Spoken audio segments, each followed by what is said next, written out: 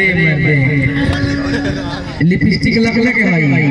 Lipstick कौन ना है लिपस्टिक लकमे वाला है। अरे इंडियन के लिपस्टिक है मुझे भैया हमरा याद था मुंह बुझा तक धोखे नहीं खेले जब अपना लाइफ के एक गायकी में शुरुआत पहले रहनी हो हमारे को एल्बम सबसे पहला एल्बम हमारा है प्यार है बोल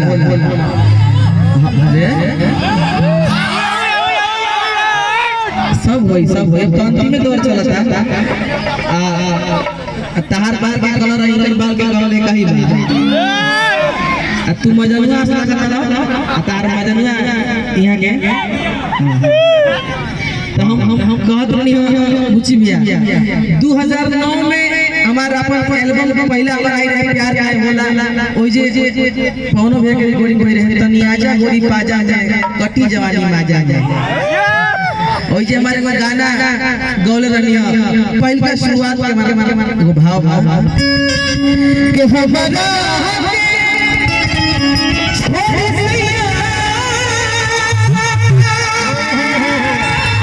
हेलो लाइव के पहला एल्बम ओगरी ऑडियो चलत रहे 35 रुपए में एगो रील होला हां ट्रैक्टर पर बाजे ना तो एक ही बाजत रहे अब ओकरा बाद आई चीप वाला सिस्टम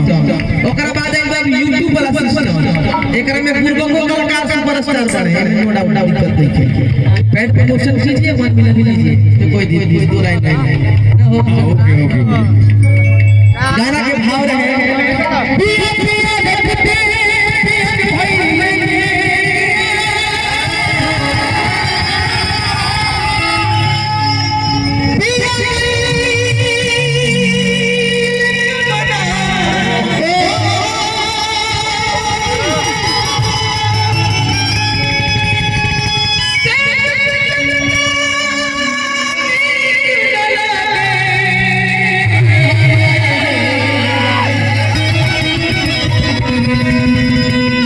हमने के फोन कैसे होला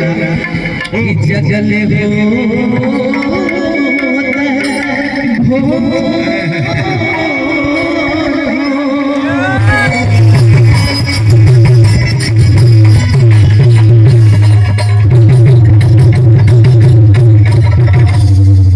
म्यूजिशियन टीम के जोड़े नहीं एगो बात ये हम प्रोग्राम का रोटी खाई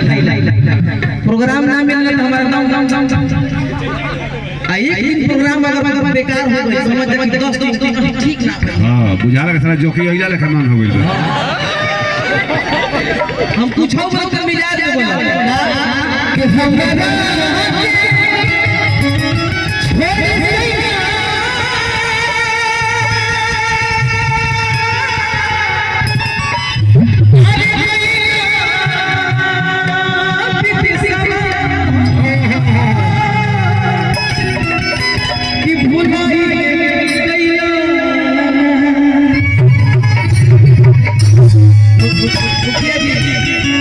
आप दिल अच्छा रखिएगा ना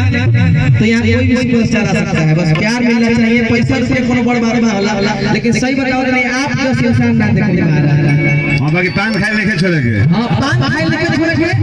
आ दांत यही तरह आप जतने करिया है उतने स्टार रहे ज्यादा दांत खाने के कपड़े से बधाई नहीं कि हो भुलाई गई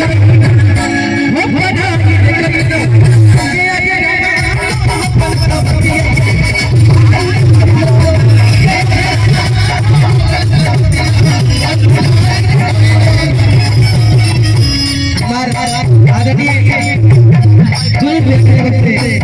नमस्कार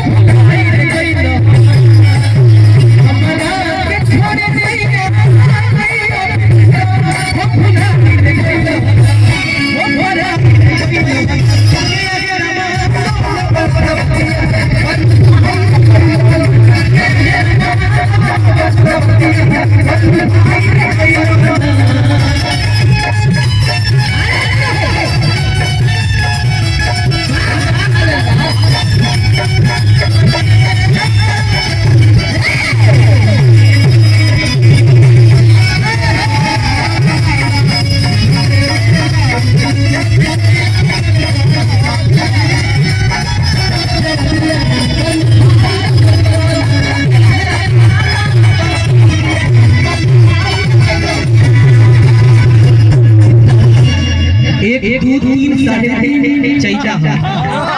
हमारी देन तो विशाल 574 के चलो तका हो और अब क्या कहत भाई रह के न रह और एक बात बतानी आप सबके पूरा भोजपुरिया समाज के कहत खाली मार में पाउए मेरा चलता हमनी के निमन गाना गा के मार में मानी सही बात है जान रंग के करीना ओही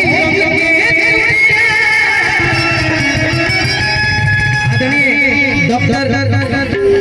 कमेंद्र सिंह भैया करुणा हॉस्पिटल वहाँ की तरफ से देखिए बहुत पुरस्कार आएगा बहुत लोग का जीवन दिए हैं और आप ये हमको जीवन दे रहे हैं इसलिए कि मेरा घर का रोजी रोटी इसी से चलता है ए विशाल कभी हम आते हैं भगवान ना करे उस व्यवस्था में विशाल हाँ हमरो डॉक्टर साहब से ये नहीं हो रहा कि हम आज ले पॉजिटिव ना बनी को हम नेगेटिव बने पॉजिटिव हमरो कर दी एगो गाना गानी